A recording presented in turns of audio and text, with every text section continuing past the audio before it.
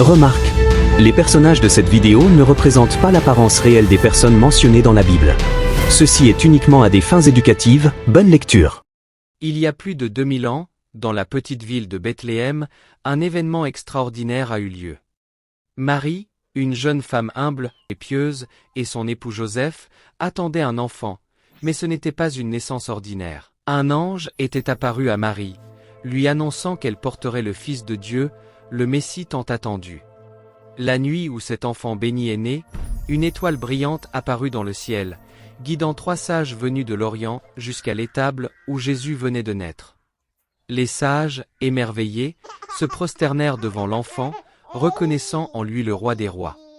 Ils apportèrent des cadeaux précieux, en signe de leur vénération et de leur foi en cet enfant divin. Ainsi commença l'histoire de celui qui allait changer le monde pour toujours. Peu après la naissance de Jésus, le roi Hérode, effrayé par la prophétie annonçant l'arrivée d'un nouveau roi, ordonna le massacre de tous les enfants de moins de 2 ans. Mais Dieu veillait sur son fils.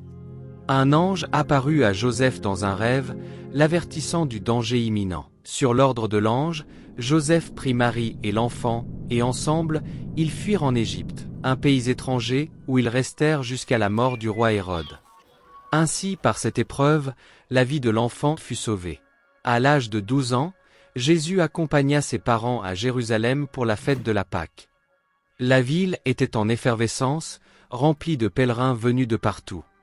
Après les festivités, Marie et Joseph commencèrent leur voyage de retour, sans se rendre compte que Jésus était resté derrière.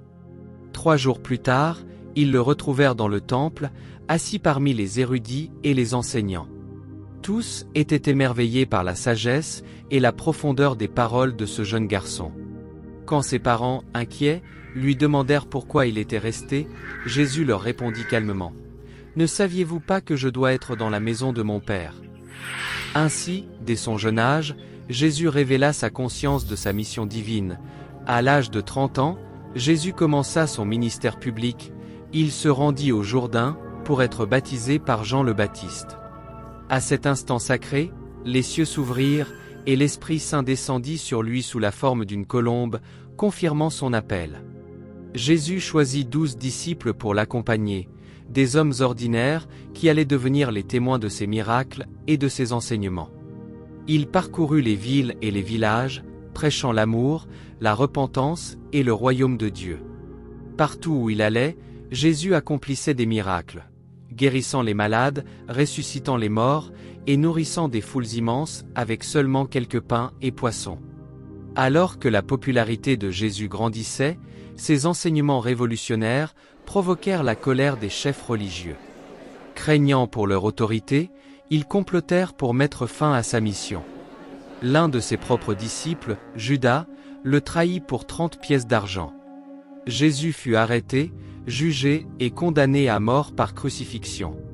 Sur la croix, au sommet du Golgotha, il endura des souffrances indescriptibles, mais même dans ces moments de douleur, il offrit son pardon à ses bourreaux.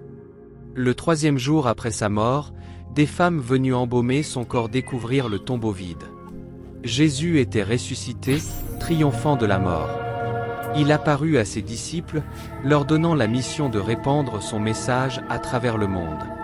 Avant de monter au ciel, il leur promit le don du Saint-Esprit pour les guider et les fortifier. Ainsi, portés par la foi et l'amour, ses disciples partirent annoncer la bonne nouvelle, transformant les cœurs et les vies pour l'éternité.